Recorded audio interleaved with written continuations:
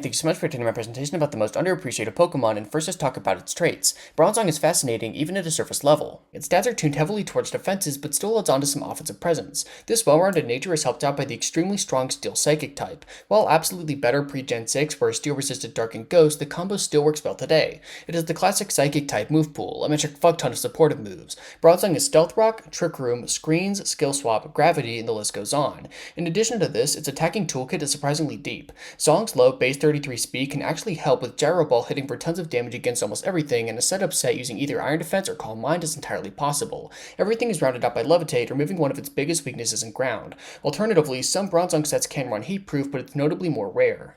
Bronzong is only 2 generations of solid OU success, but it made a mark in both. Its DPP debut went amazing, even while competing with other Steel Psychics, Jirachi and Metagross. There are many small reasons that added up to a great role in the tier. Levitate was amazing, dodging Spike's damage. Avoiding this chip was critical, as it could use its fantastic bulk to defensively check the offensively amazing Latias and Metagross. With very little wanting to switch into a Spike's Draco, a Sandstorm, Spike, and Stealth Rock resistant specially bulky Steel type is very valuable. Surprisingly, Trick Room was a huge selling point, reversing the speed against common sweepers to stop them in their tracks. While great, it has some major problems. Specifically, both Bronzong's speed and damage output were much worse than its competitors, letting a surprising chunk of the tier stay in to set up. It's not OU proper in Gen 5, but does retain a small niche in the tier. It's still one of the best ground, dragon, ice, and psychic answers around, but the higher power level can hurt. Since Zong lacks instant recovery moves, 1 or 2 strong attacks can put it out of commission. As it fell away from overuse, Bronzong would find a new home, VGC 2016. It's pretty counterintuitive that a regular old Pokemon would become good in a restricted format, but it actually makes a lot of sense. Every little thing that the metagame had to offer came together for this magical year and gave Bronzong legitimately stratospheric usage.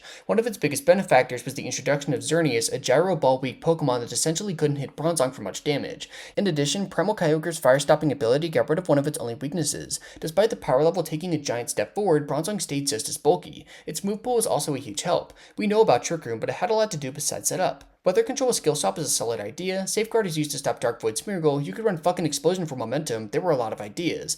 It was used on 7 of the top 8 teams at 2016 Worlds, more than anything around, and landed 6th overall with over 33% usage. For the record, it also won 2008 Worlds, but the only video I can find is grainy as shit, and I can't tell what's happening. If you know what it did in the format to separate itself from Metagross, please let me know, I'd love to hear it.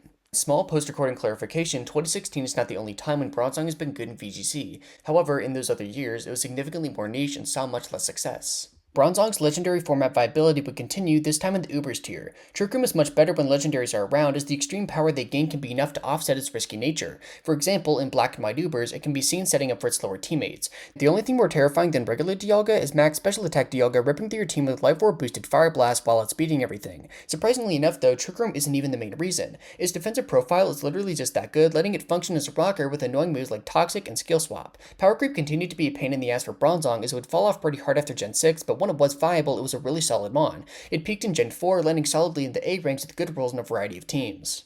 In conclusion, while Bronzong has struggled more in recent generations, that doesn't take away from its fantastic performances. Despite its history at the forefront of several huge metagames, people don't really talk about it very often, which is super unfortunate. Thank you so much for watching.